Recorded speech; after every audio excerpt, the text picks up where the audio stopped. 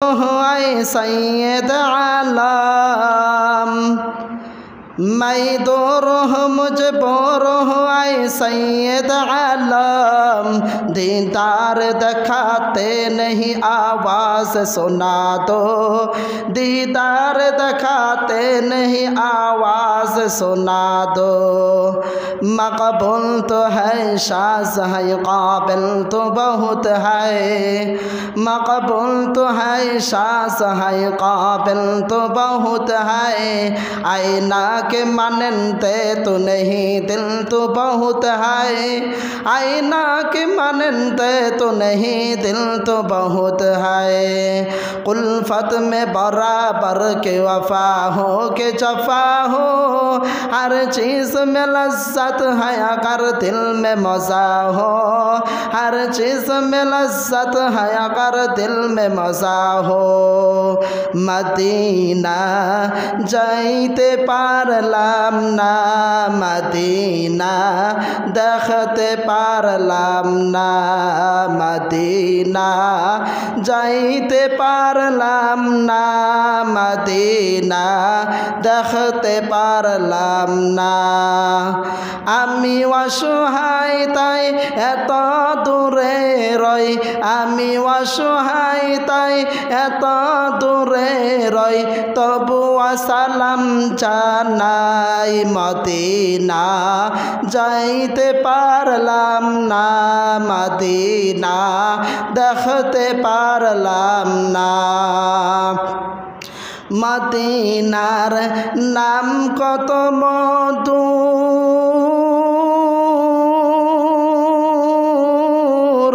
Medina अर्ज कत दूर मदीनार नाम कत मधुर मदीना अर्ज कत दूर पाखिर नहीं डाना थकले पाखिर नहीं डाना थकले उड़े जेताम सोनार मदीना मदीना जाइते पारलाम ना मदीना देखते पारलाम ना मदीना जाइते पारलाम ना मदीना देखते पारलाम ना मदीना कत दूर সেই মদিনার দুনিয়া আমি সেই মদিনার দুনিয়া আমি মাখতে পারলাম না মদিনা যাইতে পারলাম না মদিনা দেখতে পারলাম না আল্লাহ তাআলা আমাদের সকলকে মদিনা যাওয়ার তৌফিক দান করে সকলে বলে আমিন আলহামদুলিল্লাহ ওই মহান মালিকের দরবারে লাখ কোটি শুকরিয়া যে আল্লাহ সুবহানাহু তাআলা আমাদেরকে অন্যান্য জুমার ন্যায় এই জুমায়ও আল্লাহ পাক ঘরে মসজিদে আসার আমাকে কিছু কথা বলবার আপনাদেরকে শুনবার তৌফিক দান করেছে এই জন্য জবানটা খুলে কিনবতা না করে বলে আলহামদুলিল্লাহ আরও একবার শুকরিয়া আদায় করে যে আল্লাহ তাআলা একটা দামি মাসে রমজান মাস বরকতি মাস কোরআন নাজিলের মাস রহমতি মাস যেই মাসে আল্লাহ তাআলা আমাদেরকে আসার বসার আমাকে কিছু কথা বলবার আপনাদেরকে শুনবার তৌফিক দান করেছে এই জন্য আরেকবার শুকরিয়া আদায় করে বলে আলহামদুলিল্লাহ রমজান মাস এক বরকতি মাস এই রমজান মাস কেন দামি হইল 11 মাস দামি হয় না রমজান মাস দামি হইল এটা জানার দরকার আছে না আমার আজকে বয়ান মূল আলোচনা হলো 3টা বিষয় নিয়ে কয়টা 3টা যেহেতু সামনে শবে কদর সামনে এতেকাফ আবার জাকাত জাকাতের ফজিলত জাকাত কার উপর দেওয়া ফরজ কার উপর জাকাত দিতে হবে কে জাকাত দিতে হবে জাকাতের কয়টা শর্ত কয়টা তরিকা কয়টা আদায় কিভাবে আদায় করতে হবে এই জাকাত নিয়া শবে কদর নিয়া এতেকাফ নিয়া এই 3টা মূল বিষয় নিয়ে আজকে আমার আলোচ্য বিষয় তো আল্লাহ তাআলা আমাদেরকে প্রথমে জানি যে রমজান মাস দামি হইল কেন, জানার দরকার আছে না? 11 মাস দামি না, রমজান মাস কেন দামি? বলে এই রমজান মাসে আল্লাহ তাআলা একটা রাত আছে, সেই রাতটার নাম কি? শবে কদর। যারা আওয়াজ দিয়ে বলি কি? শবে কদর। এই শবে কদরে আল্লাহ তাআলা কুরআন নাজিল করেছে। যারা আওয়াজ দিয়ে বলি সুবহানাল্লাহ।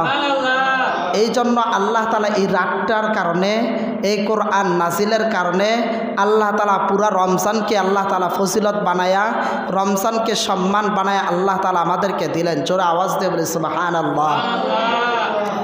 11 মাস দামি না কেন? বলে 11 মাসে কোরআন নাজিল হয় নাই। আপনার 11 মাস কোরআন নাজিল হয় নাই, এই জন্য 11 মাসের কোনো দাম নাই। কিন্তু আল্লাহ তাআলা রমজান মাসে কোরআন নাজিল করেছেন, রমজান মাসে একটা রাত্র দিয়েছেন, এই জন্য এই রমজান মাস দামি হয়েছে, এই রমজান মাস বরকত হয়েছে। তো এই রমজান মাসের একটি রাত আছে শবে কদর। এই শবে কদরে কোনো নির্ধারিত রাত নয়, এই শবে কদর হলো আপনার বেজর রাত থেকে পড়ার নিয়ম। তো এই শবে কদরে কি ফজিলত, কি বরকত, কি রহমত। হযরত আনাস রাদিয়াল্লাহু তাআলা আনহু পয়গম্বর আলাইহিস সালাতু ওয়াস সালাম থেকে বর্ণনা করছেন। খুব মনোযোগ দিয়া, অন্তরের মধ্যে ঢুকাইয়া, দিলের মধ্যে জায়গা করিয়া কথাগুলো শুনবেন। তো আনাস রাদিয়াল্লাহু তাআলা আনহু বর্ণনা করতেছেন যে পয়গম্বর বলছেন এই শবে কদর রাত আর কোনো উম্মতকে দেওয়া হয় নাই। জোরে চিল্লায় বলি আলহামদুলিল্লাহ। তো আল্লাহ তাআলা এই রাত্র আমাদেরকে দিয়েছেন। কেন দিয়েছেন জানার দরকার আছে না? অন্যান্য নবীর উম্মতরা, কথা বলবেন না, কথা মনোযোগ দিয়ে শুনেন, অন্যান্য নবীর উম্মতরা হায়াত পেয়েছে 400 বছর। যারা আওয়াজ দিয়ে পেয়েছে কয়শো বছর? 400 বছর। অন্যান্য নবীর উম্মতরা হায়াত পেয়েছে 550 বছর। তো এমন এক এক নবীর উম্মত দীর্ঘ হায়াত পেয়েছে, নবীরা পর্যন্ত দীর্ঘ হায়াত পেয়েছে। তো আল্লাহর নবী পয়গম্বর চেহারাটা মলিন করে বসে আছে। আল্লাহ তাআলা ডাক দেয়া বলে, হে পয়গম্বর, আপনার চেহারাটা মলিন কেন? তখন আল্লাহর নবী বলতেছেন, হে আল্লাহ, আমি চিন্তা করতেছি। কি চিন্তা করতেছি? বলতেছি আমার উম্মতের হায়াত তো কম, আমার উম্মত এতটুক হায়াতের মধ্যে কি করবে? অন্যান্য নবীর হায়াতের তুলনায় তো আমার উম্মতের হায়াত কম, তো অন্যান্য নবীর সাথে তো আমার উম্মত আমল করে পারবে না। তাহলে আমার উম্মতের কি নিয়ম, কি পালন, কি করবে? তখন আল্লাহ বলতেছেন, দেখেন কি সুসংবাদ আল্লাহ তাআলা দেয় আমাদেরকে। আমরা কোন নবীর উম্মত, দেখেন কত দামি আমরা। আল্লাহ পাক রব্বুল আলামিন ডাক দেয়া বলে, হে পয়গম্বর, আপনার কোনো চিন্তার কারণ নাই। লা তাখুযু সিনাতু ওয়ালা নাওম। আমি আল্লাহ তাআলা তো ঘুমাই না, খাই না। এই বান্দা তো আমারই, শুধু আপনার একা না, এই বান্দা আমারও। তাহলে আপনার কোনো টেনশন নাই। আপনাকে আমি একটা সুসংবাদ জানায় দেই। কি সুসংবাদ? এই সুসংবাদটা বলার সাথে সাথে চিৎকার দিয়ে সুবহানাল্লাহ বলার জন্য প্রস্তুত থাকেন। আল্লাহ তাআলা পয়গম্বরকে জানায় দেয়, হে নবী, অন্য অন্য নবীর উম্মতরা 450 বছর, 400 বছর, 500 বছর হায়াতে যে ইবাদত করেছে, যে আমল করেছে, 50 ওয়াক্ত নামাজ পড়ে যে আমল করেছে, আপনার উম্মত যদি শবে কদরের রাত্রে নামাজ পড়ে, তাহলে আমি আল্লাহ তাআলা অন্য অন্য নবীর উম্মতের আমলগুলো এক পাল্লায় রাখা হবে, আর আপনার উম্মতের শবে কদরের নামাজ এক পাল্লায় রাখা হবে। আপনার উম্মতের পাল্লা ভারী হয়ে যাবে। জোরে আওয়াজ দিয়ে বলি সুবহানাল্লাহ। আর একবার আওয়াজ দিয়ে বলি সুবহানাল্লাহ। আতিনা ফি দার দুনিয়া না হাসাদ, আতিনা ফি দারে উকবা না হাসাদ, আতিনা ফি দারে উকবা না হাসাদ, আতিনা ফি গারে উকবা ইখতিয়ার। তাহলে এই উম্মতের কত ফজিলত, কত লাভ। আল্লাহ তাআলা বলতেছেন, অন্যান্য নবীর উম্মতরা যত হায়াত লম্বা পেয়েছে, যত আমল করে যত পরিমাণ পরিমাণ সওয়াব কামাইছে, এই উম্মতকে আমি আল্লাহ তাআলা শবে কদরের শবে বরাতের যে রাতগুলো দিলাম, এই রাতগুলো যদি বান্দা আমল করতে পারে তাহলে ওই উম্মতের কাজাগুলো আমি আল্লাহ তাআলা এই উম্মতকে দিয়ে দেব। জোরে আওয়াজ দিয়ে বলে সুবহানাল্লাহ। তাহলে আমাদের কত ফজিলত, আমাদের কত লাভ, আমরা নিজেরা বুঝতেছি না আমাদের কত লাভ যে, আমাদের কত ফজিলত যে। এবার আল্লাহর নবী পয়গম্বর আলাইহিস সালাতু ওয়াস সালাম বলতেছেন যে কেউ যদি শবে কদরের রাত যদি নামাজ পড়ে, আল্লাহ তাআলার ইবাদত করে, তাহলে অন্য মাসে 1000 মাস ইবাদত করে। কয় হাজার? জোর আওয়াজ দিয়ে বলে কয় হাজার? 1000 মাস ইবাদত করে যেই সওয়াব কামাইবে, শবে কদরের রাত যদি এক রাত নামাজ পড়ে তাহলে 1000 রাত্রে যে আমল করে যেই সওয়াব কামাইছে, যেই মাসে শবে কদরের রাত নাই ওই মাসে 1000 মাস ইবাদত করে যেই সওয়াব কামাইছে, শবে কদরের রাত্রে যদি সে নামাজ পড়ে তাহলে 1000 মাসের চাইতে তাকে বান্দার আমল নামায় এই রাত্রের 1000-এর চাইতে বেশি সওয়াব আল্লাহ তাআলা আমল নামায় লিখবে। জোরে আওয়াজ দিয়ে বলি সুবহানাল্লাহ। এখনো আমার মূল বয়ানে ঢুকি নাই, আমি ফজিলতটি বর্ণনা করতেছি। তো আল্লাহ তাআলা আমাদেরকে কি ফজিলত রাখলেন এই রাত্রে, এই রাত্রের কত লাভ, কত ফজিলত। তাহলে জোরে আওয়াজ দিয়ে বলি এই রাত্রের ফজিলত আছে কি না? আছে। তাহলে আমরা কি এই রাত্রে ঘুমায় থাকবো? না। এই রাত এক বরকতি রাত, এই রাত এক আমলি রাত, এই রাত্রে হলো গুনাহ মাফের মাস, গুনাহ মাফের রাত। আল্লাহ তাআলা পুরা যত গুনাহ করেছে এই রাত্রে আল্লাহ তাআলা বান্দার গুনাহ মাফ করে। এবার হযরত আনাস রাদিয়াল্লাহু তাআলা আনহু থেকে বর্ণিত, পয়গম্বর আলাইহিস সালাতু ওয়াস সালাম বলতেছেন কেউ যদি শবে কদরের নিয়তে, কিয়ের নিয়তে? শবে কদরের নামাজের নিয়তে, ইখলাসের নিয়তে যদি কেউ নামাজের মধ্যে দাঁড়ায়, কি করে? নামাজের মধ্যে দাঁড়ায়। কোন নামাজে? শবে কদরের দিন রাত নামাজের মধ্যে দাঁড়ায়, অর্থাৎ জিকির করে, আজকার করে, কোরআন তেলাওয়াত করে, তাহলে আনাস রাদিয়াল্লাহু তাআলা আনহু থেকে বর্ণিত, পয়গম্বর বলতেছেন তার পিছনের সমস্ত গুনাহগাতা আল্লাহ তাআলা মাফ করে দেবে। জোরে আওয়াজ দেবে সুবহানাল্লাহ। তাহলে এই রাত্রে কত দাম, কত ফজিলত, আল্লাহু আকবার। আল্লাহর নবী বলেন তুমি নামাজের নিয়তে দাঁড়াইলা, নামাজ পড়ব আমি, নিয়ত আমার, কিন্তু আল্লাহ তাআলা কত ফজিলত দিবে। আল্লাহ তাআলা বলতেছেন কেউ যদি শবে কদর রাত্রে নামাজের নিয়তে দাঁড়ায় তাহলে আল্লাহ তাআলা তার বান্দার পিছনের সমস্ত গুনাহ মাফ করে দিবে। যারা আওয়াজ দেবে সুবহানাল্লাহ।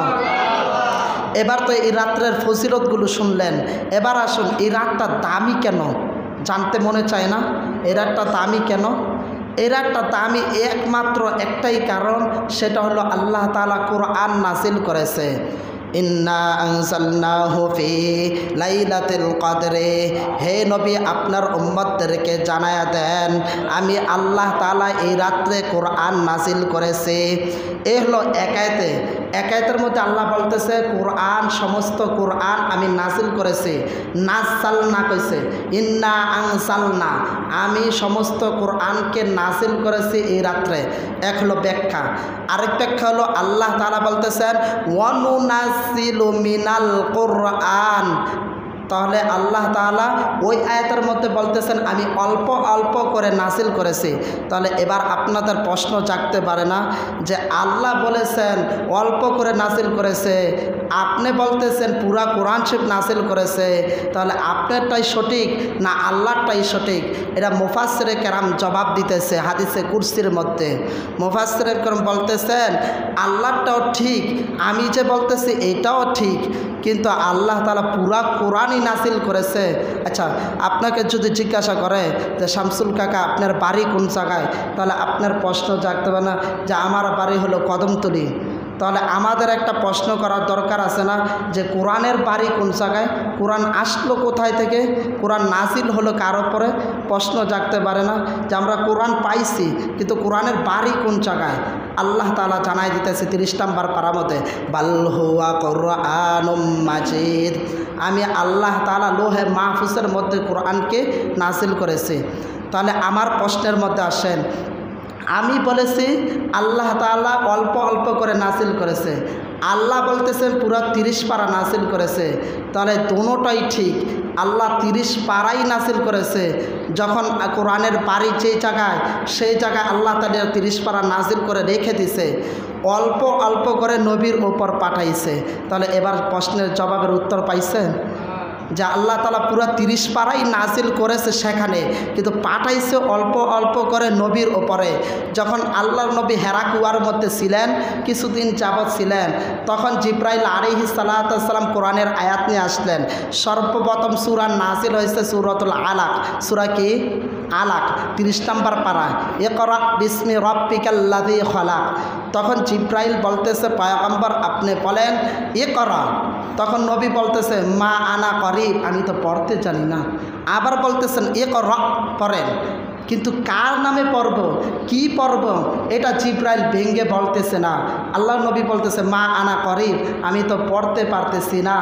এমন সময় জিব্রাইল যখন পয়গম্বরকে বুকের মধ্যে নিয়ে একটা চাপ দিলেন, চাপ দেওয়ার সাথে সাথে আল্লাহর নবী বলতেছেন আমার চাপটা সারার সাথে সাথে আমার শরীরের মধ্যে এমন কম্পন, এমন জ্বর এসে গেছে।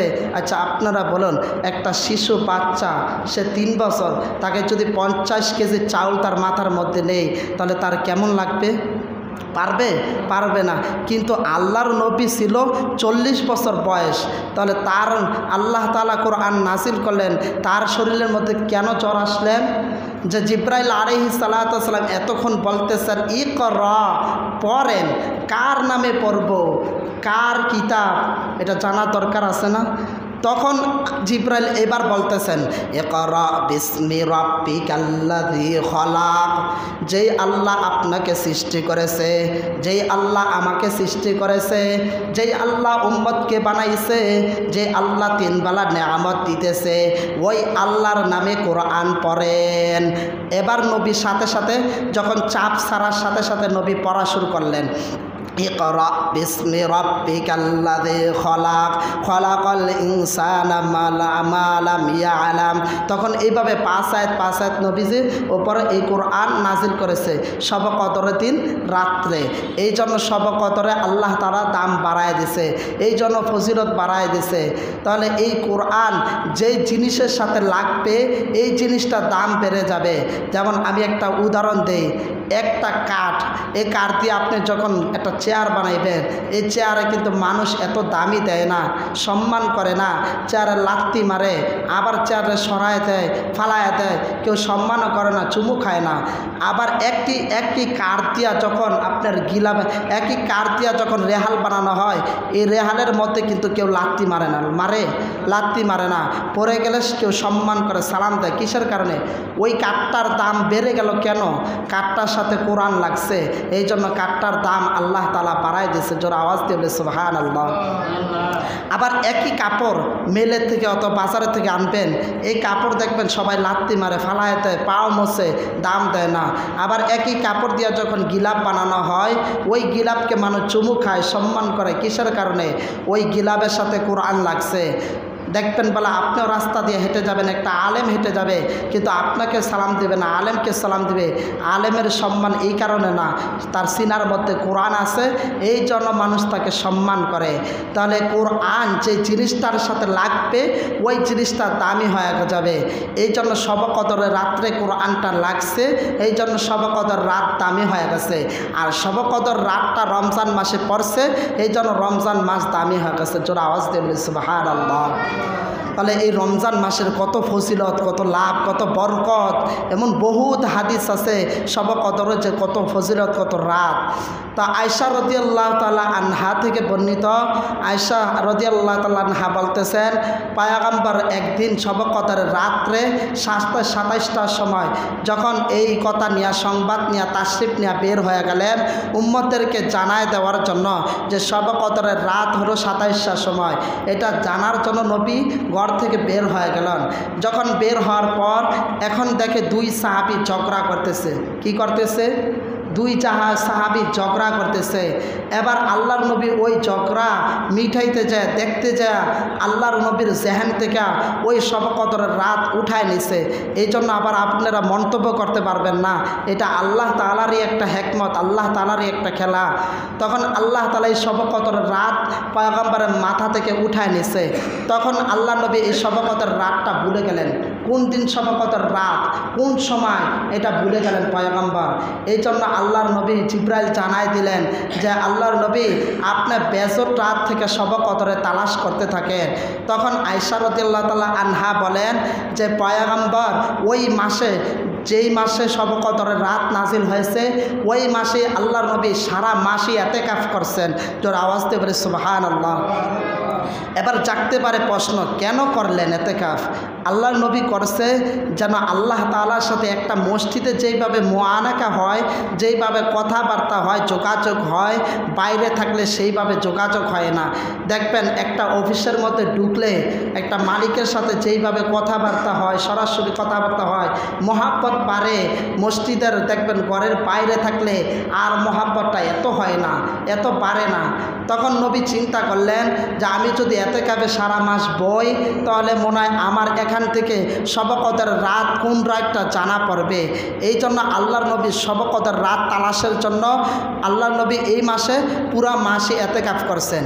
পরের মাস থেকে আল্লাহর নবী আর সারা মাস ইতিকাফ করে নাই, লাস্টের 10 দিন বেজরটাতে আল্লাহর নবী ইতিকাফ করেছে। এ হলো আয়েশা রাদিয়াল্লাহু তাআলা আনহা থেকে বর্ণিত।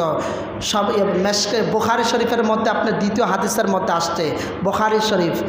তা আল্লাহর নবী সাল্লাল্লাহু আলাইহি ওয়াসাল্লাম শবে কদরের দিন আল্লাহর নবী এই কী করতেন, রমজান মাসে লাস্টের 10 দিন বেজরটাতে শবে কদরের তালাশের জন্য মসজিদে ইতিকাফে বসতেন। কি করতে? ইতিকাফে বসতেন। কেন? যেন শবে কদর রাত তালাশ করা যায়। কোন রাত এটা তো নবীজির মাথার মধ্যে নাই, কিন্তু শবে কদরের তালাশের উদ্দেশ্যে আল্লাহর নবী লাস্টে 10 দিন ইতিকাফ করতেন।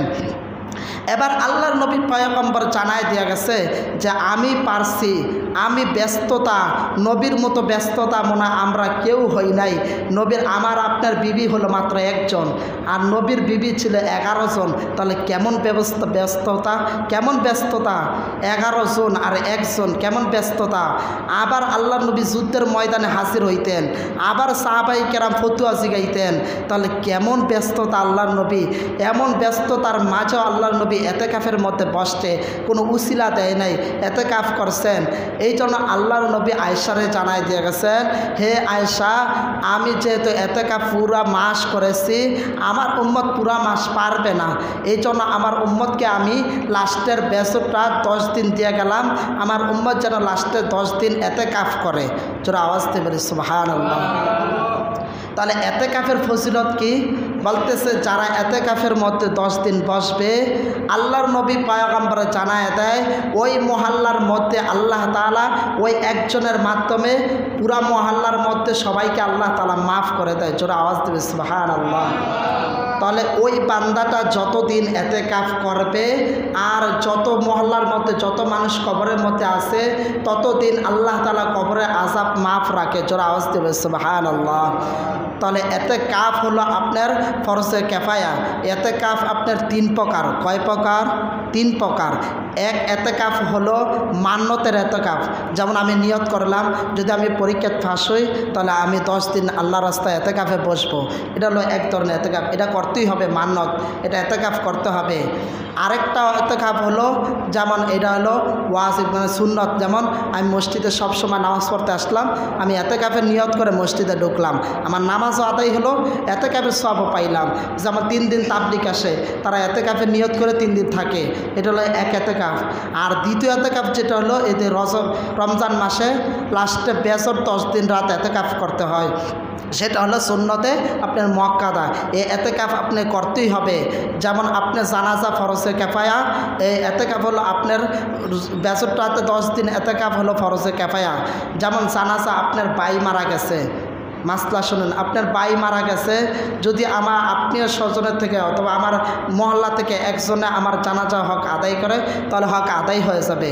আর যদি একজনও না চায় তাহলে সবাই গুনাহগার হবে। এতেকাফ হলো এমন যে মহল্লাতে একজন বসতেই হবে, যদি না বসে তাহলে ওই মহল্লা সবাই গুনাহগার হবে। আর যদি সে একজন বসে তাহলে আল্লাহ তাআলা ওই মহল্লার মধ্যে যত বরকত রহমত আল্লাহ তাআলা মহল্লার মধ্যে নাজিল করবে।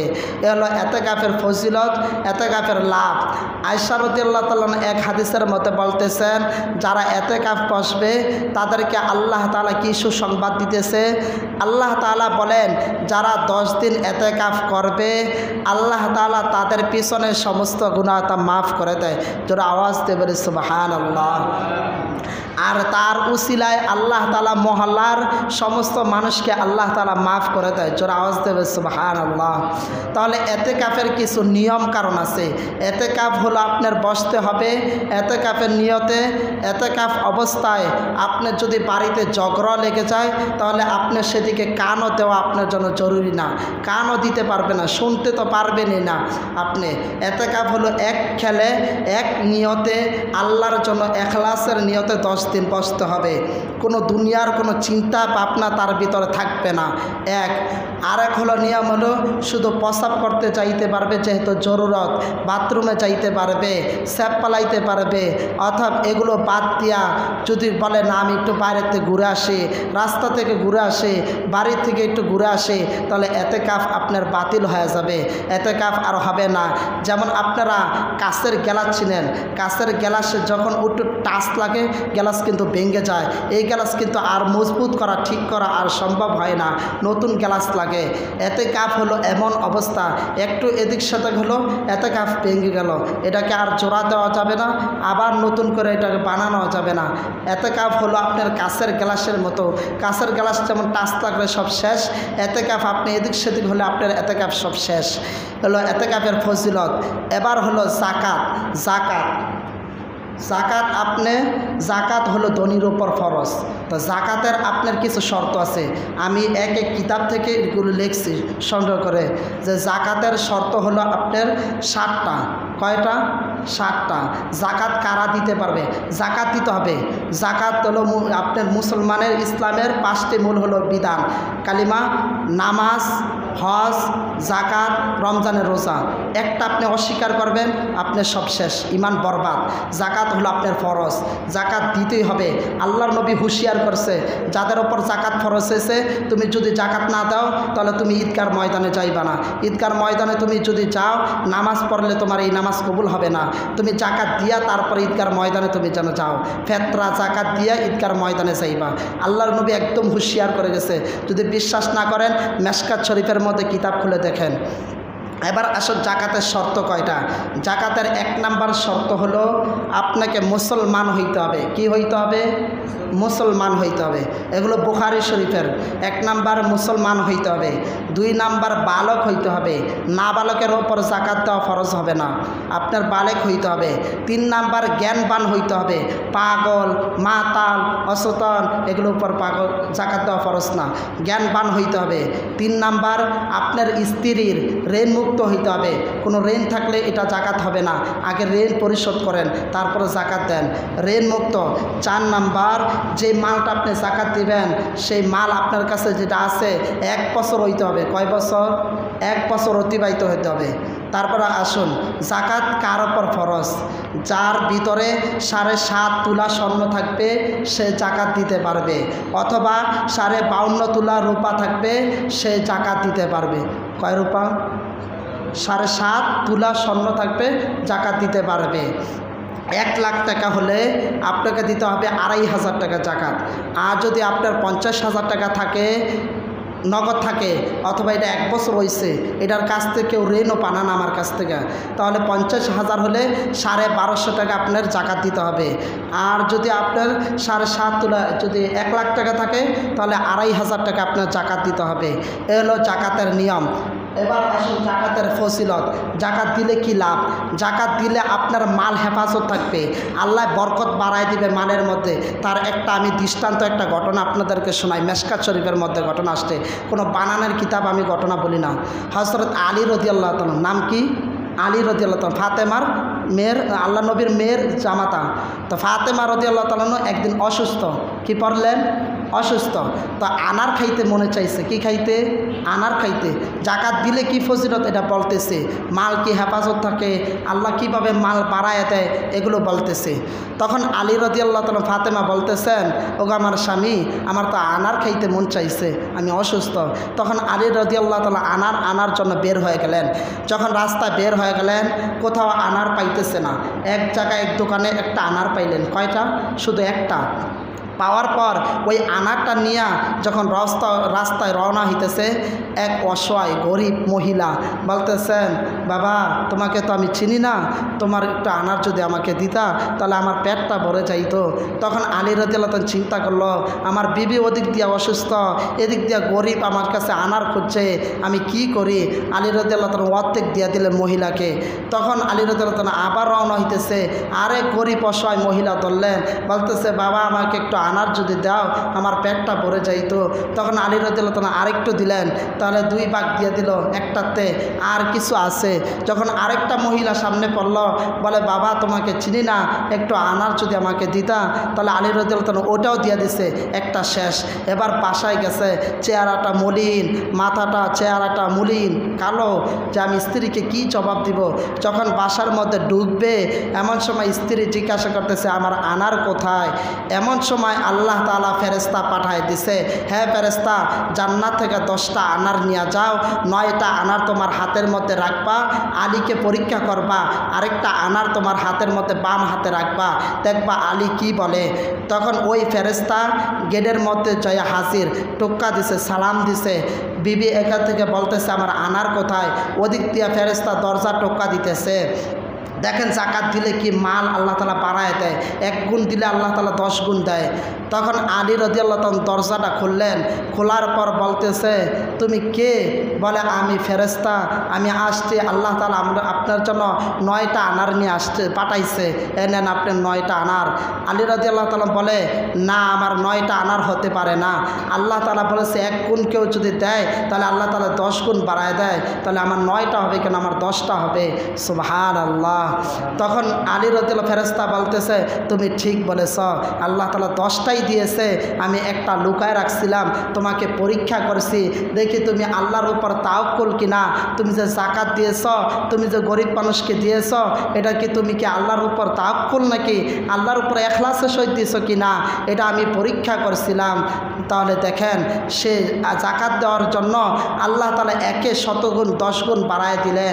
এই জন্য আমরাও জাকাত দিব, তাহলে আল্লাহ তাআলা মাল বাড়ায় দিবে, বরকত বাড়ায় দিবে।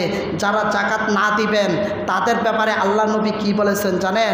কিয়ামতের ময়দানে এই মাল আপনার সম্পদ এগুলো সাপ হবে, এই সাপ হবে 70 গজ, কোরআনের কথা বলতেছি, 70 গজ হবে, আপনার গলার মধ্যে পেঁচায় দিবে, এক একটা সাপ আপনাকে কামড় দিতে দেবে, 70 গজ মাটির নিচে আপনাকে ডেবে ফেলবে, আর বলবে তুমি দুনিয়ার জমিনে জাকাত দেও নাই, আমি তোমার মাল, আমি তোমার সম্পদ, তুমি জাকাত দেও নাই, আজকে তোমার কোনো রেহাই নাই। এই সাপ আপনাকে সফর দিতে থাকবে আর 70 হাত মাটির নিচে ডাবাইতে থাকবে। এই জন্য আসুন, যাদের উপর জাকাত ফরজ হয়েছে আমরা জাকাত দিয়া তারপরে ঈদগার ময়দানে যাব। না হয় আল্লাহর নবী বলেছে, তুমি জাকাত আর ফেতরা না দিয়া তুমি ঈদগার ময়দানে আসবা না, আসবা না, আসবা না। আল্লাহর নবী স্পষ্ট মেশকাত শরীফে জানায় দিয়েছে, হুঁশিয়ার করে দিয়েছে, যাদের উপর জাকাত ফরজ তোমরা অবশ্যই জাকাত দিবা। নামাজ যেমন ফরজ, হজ যেমন ফরজ, তোমার উপর জাকাতও ফরজ। এবার আসুন জাকাত কীভাবে দিবেন। আমরা আজকে জাকাত দিই কীভাবে জানেন? একটা গরিব অসহায় 300 টাকার একটা শাড়ি দিই, তারপরে শাড়িটা কাপড় 2 নাম্বার, আবার 3টা সেলফি তুলি ফেসবুকে ছাড়ার জন্য যে আমি জাকাত দিয়েছি, আমি জাকাত দিয়েছি, আমার নাম বলবে, অমুক বলবে অমুকে জাকাত দিছে, তমুকে জাকাত দিছে। না, কৃপণতা করলে এই জাকাত আপনার হবে না। আপনার জাকাত যত আসছে ততই আপনাকে বিবেচনা করে জাকাতটা দিতে হবে। গরিবকে দিতে হবে যেন গরিব পেয়ে খুশি হয়, গরিব অসহায় মানুষ পেয়ে যেন খুশি হয়। এমন কৃপণতা করবেন না যে আপনি 10 তলা বাড়ির মালিক, লাখ লাখ টাকার মালিক, জাকাত দিতেছেন 250 টাকার কাপড়, তারপর আবার 2 নাম্বার কাপড়, তারপর সিরা, আবার ময়লা, এই কাপড় আপনি দিয়ে আপনি জাকাত আদায় করতেছেন। না, আল্লাহর নবী বলেছে তোমার জাকাত হবে না, না, না। আল্লাহর নবী বলতেছে তোমার জাকাত হবে না, তোমার জাকাত তোমার পরিপূর্ণ দিতে হবে যেন গরিব অসহায়টা পেয়ে জাকাতটা যেন তোমার কাছ থেকে খুশি হয়। এবার আসুন জাকাত কাকে দিবেন? জাকাত দিবেন এমন একটা মানুষকে যেই মানুষ অসহায়, গরিব, মিসকিন। আজকে তো অনেক মানুষ আছে জাকাত নেওয়ার পর সুদে লাগাইতেছে, লাভে লাগাইতেছে। আপনারা দেখছেন কিনা জানি না, আমার নিজের চোখে আমাদের গ্রামের একজন, বলা ঠিক না তারপরে বলতে হয়, এমন অসহায় গরিব ছিল, ভাত খাইতে ভাত পাইতো না, আজকে জাকাতের টাকা দিয়া বড় মালিক, আজকে সে আর আজকে জাকাত দিতেছে, আজকে মানুষের কাছে লাভে টাকা নিতেছে। এই জন্য জাকাত বুঝে শুনে দিবেন, এমন মানুষকে দিবেন যেই মানুষ অসহায়, গরিব, চলতে পারে না। আপনার বিভাগ তো আছে, দেখতেছেন কোন মানুষটা মহল্লার মধ্যে চলতে পারে না, কোন মানুষটার ঘরের মধ্যে খাবার নাই, চলতে পারে না, অসহায়, তাকে আপনি জাকাত দিবেন। আজকে আমরা জাকাত দিই যার সাথে যার মহাব্বত, তাকে নিয়ে জাকাত দিই, অথচ সে চায় তাকে নিয়ে খোঁজ নেওয়া আপনার কাছ থেকে বেশি বড় লোক সে। এই জন্য জাকাত দিবেন একটু হুঁশিয়ার, সাবধান হয়ে জাকাত দিবেন। যদি আপনি জানেন যে মহিলা জাকাত নিয়ে সুদে লাগাইছে 1 বছর 2 বছর, এইভাবে যদি জানতে পারেন তাহলে এই মহিলাকে আপনি জাকাত দিবেন না। জাকাত দিবেন এমন মানুষকে যে অসহায়,